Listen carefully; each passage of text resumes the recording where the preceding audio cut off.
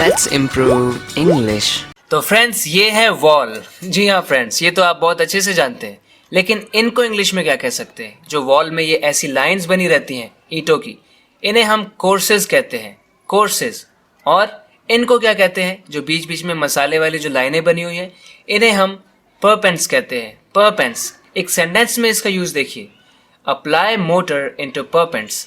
Motor friends हम मसाले को कहते हैं, मसाले को हम इंग्लिश में मोटर कहते हैं। अमेरिकन स्पीकर्स कुछ मोरर इस तरह से कहते हैं। और फ्रेंड्स जब हम दीवार में तराई करते हैं यानी उस पर पानी मारते हैं तो उसे इंग्लिश में क्योरिंग कहते हैं। उस प्रोसेस को क्योरिंग कहते हैं। दीवार बनती है ब्रिक से, आपको पता है इन्हें ब्रिक्स कहते हैं, लेकिन आधी ब्रिक को क्या कहते हैं? उसे हाफ बैट कहते हैं, हाफ बैट। तो फ्रेंड्स ऐसी वीडियो आपने कभी नहीं देखी होगी जिसमें इतनी डिटेल में सब कुछ समझाया गया हो, इतनी डिटेल में सब कुछ बताया गया हो। मेरा ये आपसे दावा है कि इस तरह की वीडियो किसी ने अभी तक बनाई नहीं होगी इस टॉपिक पर। तो फ्रेंड्स इस वीडियो में आपको बहुत कुछ सीखने के लिए मिलने वाला है। इस वीडियो को एंड तक जरूर देखना आप पछताओगे नहीं, आपको बड़ा मजा आएगा, आपको बड़ी खुशी होगी कि आपने इस वीडियो को देखा। आपकी नॉलेज काफी बढ़ेगी, आपकी वोकैबुलरी इंप्रूव हो जाएगी। मैं अपना घर बनवाने के लिए एक ठेकेदार को ढूंढ रहा हूँ। तो फ्रेंड्स ठेकेदार को हम क्या कह सकते हैं? I am looking for a contractor to have my house built. If you're having something done, you're paying someone to do something for you. I'm looking for a contractor to have my house built or to get my house built. आपकी नज़र में कोई ठेकेदार है क्या? इसे English में कह सकते हैं Do you know some contractor? Do you know some contractor? या फिर Do you have an acquaintance with some contractor? Acquaintance मतलब जान पहचान है क्या किसी कॉन्ट्रैक्टर से? हमें मसाला और बनाना पड़ेगा। दीवार बनाने के लिए, चुनाई करने के लिए हमें मसाले की ज़रूरत पड़ती है, उसे इंग्लिश में मोटर कहते हैं। We will have to make more mortar. We will have to make more mortar. ईंटों के बीच में और मसाला डालो। Pour more mortar between the bricks. Pour more mortar between the bricks. फर्श पर थोड़ा घोल फेर दो। फ्रेंड्स पतला मसाला जो होता है उसे हम घोल भी कहते हैं, उससे इंग्लिश में कहते हैं spread some slurry on the floor or on the ground.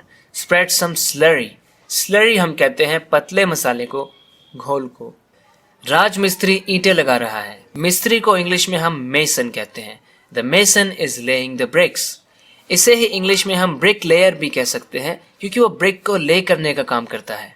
एक बार में 6 ईंटें मत उठा। Don't carry 6 bricks in one go. ये सारा मलबा साफ करो। तो जब दीवारें टूटती है, ईंटें वगैरह, ईंटों के टुकड़े वो सब गिर जाते हैं, उसे मलबा कहते हैं। इंग्लिश में उसे हम debris या फिर rubble कहते हैं। Clear all this debris. Clear all this rubble. Clean it up. Clean this place up. Throw all the debris. मैं अकेला इतना सारा मलबा कैसे फेंक के आऊं? How do I throw away so much debris or so much rubble all by myself? Alone भी हम कह सकते हैं। How do I throw away so much debris or rubble alone? अकेला ही मैं इतने सारे debris को, rubble को कैसे फेंकूं? तो फ्रेंड्स आप यहाँ पर ध्यान दीजिए कि यहाँ पर स्पेलिंग तो debris जैसी लग रही है, लेकिन ऐसे यहाँ पर साइलेंट होता है, तो हमें बोलना है debris ना कि debris। किचन का पलस्तर कब करोगे? आपका किया पलस्तर दीवार पर से उतर रहा है, तो दीवार बनाने के बाद उस पर पलस्तर करते हैं, इंग्लिश में उसे प्लास्टर करना कहते हैं। When will you plaster the kitchen? Plaster को हम एज अ वर्ब और एज अ नाउन भी यूज कर सकते हैं। प्लास्टर, आपका किया पलस्तर दीवार पर से उतर रहा है। द प्लास्टर यू अप्लाइड और you spread is piling of the wall. The plaster you applied, plaster करने को हम प्लास्टर अप्लाई करना या फिर स्प्रेड करना बोल सकते हैं। It is piling of the wall, दीवार से वो उतर रहा है। फ्रेंड्स आपने सुना होगा कि किसी को चोट लग जाती है तो उसके हाथ पे प्लास्टर चढ़ जाता है, वो प्लास्टर अलग होता है। ये प्लास्टर दीवार पर चढ़ने वाला प्लास्टर है। फ्रेंड्स जब दीवार हो जाती है बहुत ऊंची तो उसको बनाने के लिए हमें इस तरह का कुछ स्ट्रक्चर बनाना पड़ता है, जैसे कि हम बनाते हैं अगर हमें ऊंची दीवार बनानी हो या फिर उसके ऊपर पेंट करना हो, तो इसे हम, इस फ्रेमवर्क को, इस स्ट्रक्चर को हम स्कैफोल्डिंग कहते हैं। देखते हैं इस वर्ड को सेंटेंसेस में कैसे यूज कर सकते हैं।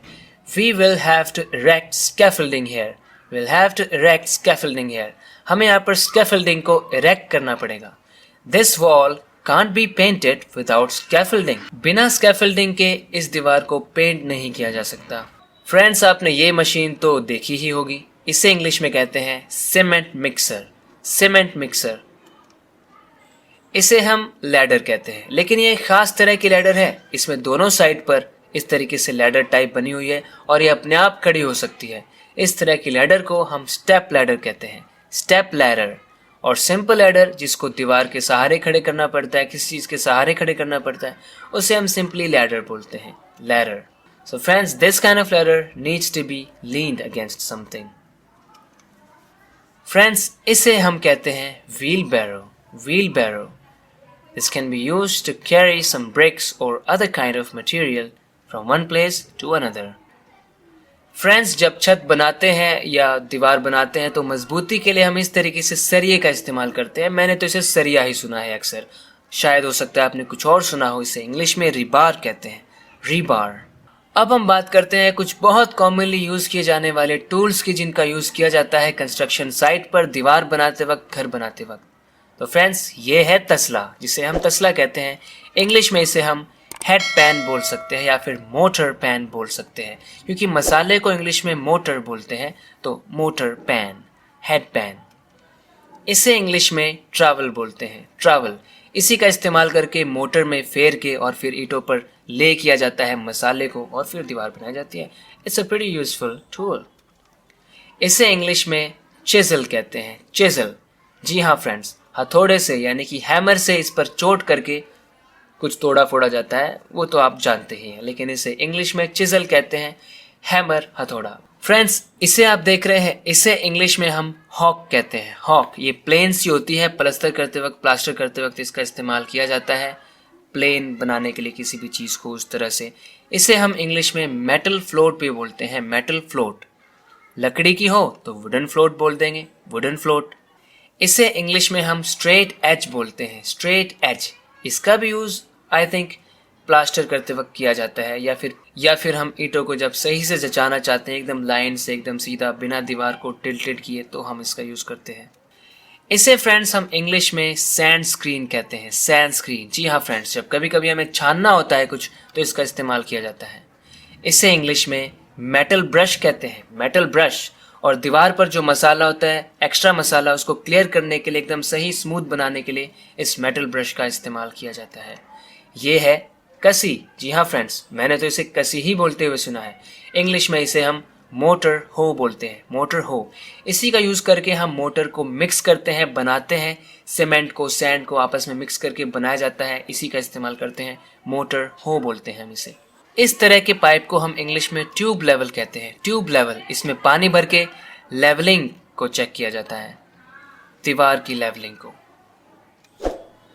इसे इंग्लिश में हम कहते हैं प्लम लाइन। आपने अक्सर देखा होगा, मैंने तो देखा है, जब मिस्त्री काम करते रहते हैं तो इसे लट्टू लट्टू बोलते रहते हैं बस। लेकिन हिंदी में फ्रेंड्स इसका सही नाम है साहुल, और इंग्लिश में इसे कहते हैं प्लम लाइन या फिर प्लम बॉब। मज़ा नहीं आया तो प्लमेट कह दीजिए, प्लमेट, प्लम लाइन या फिर प्लम बॉब। इसे इंग्लिश में कहते हैं स्ट्रिंग। इसका भी यूज़ करके एक जगह से एक किनारे से दूसरे किनारे तक इसको खींच दिया जाता है, ताकि ईंटें सीध में लगाई जा सकें और सीधी दीवार बने, टिल्टेड ना बने। फ्रेंड्स, अब देखते हैं मटेरियल किस तरह का हम यूज़ करते हैं दीवार बनाते वक्त। तो इसे हम रोड़ी कहते हैं यूजुअली। इंग्लिश में इसे हम कहते हैं कोर्स एग्रीगेट्स, कोर्स एग्रीगेट्स। और ये कई तरह की होती हैं, इनको अलग अलग तरीके से हमने डिवाइड किया है, जैसे कि स्मॉल हो सकते हैं, मीडियम हो सकते हैं, लार्ज हो सकते हैं। छोटी छोटी रोड़ी, कंकर वगैरह जिसमें होते हैं उसे हम ग्रेवल बोलते हैं। जिस रोड पर बहुत सारी रोड़ी का रोड होता है उसे हम ग्रेवल रोड कहते हैं। और इसे इंग्लिश में ग्रिट भी कह सकते हैं, ग्रिट। हिंदी में गिट्टी, गिट्टे, पिट्ठू वगैरह वगैरह कुछ कुछ कहते हैं। इसे इंग्लिश में सीमेंट कहते हैं। ये तो सीमेंट ही होती है, हम इसे सीमेंट के नाम से ही जानते हैं। और फ्रेंड्स, इसे हम इंग्लिश में सैंड कहते हैं, सैंड। अक्सर सैंड और सीमेंट, वाटर या फिर कभी कभी लाइम को भी यूज़ करके, मिक्स करके मोटर को तैयार किया जाता है। और जब हम कोर्स एग्रीगेट्स यानी कि इन रोड़ियों को मिक्स कर देते हैं, तब जो बनता है उसे कंक्रीट कहते हैं। जब हमें ज़्यादा मजबूती की ज़रूरत होती है तब हम कंक्रीट का यूज़ करते हैं, जबकि जब हमें सिर्फ दीवार बनाने से मतलब है, ईंटों को आपस में जोड़ने से मतलब है, तब हम सिंपल मोटर का यूज़ करते हैं। फ्रेंड्स, मुझे पूरी उम्मीद है कि इस वीडियो को देखने में आपको काफ़ी मज़ा आया होगा और आपने काफ़ी कुछ नया सीखा है। इसी तरह से अपनी इंग्लिश को इम्प्रूव करते रहने के लिए इस चैनल को सब्सक्राइब ज़रूर करना, अगर आपने अभी तक नहीं किया है तो। सो फ्रेंड्स, बात करते हैं अगले वीडियो लेसन में। तब तक के लिए अपना ख्याल रखना। Take care and bye bye.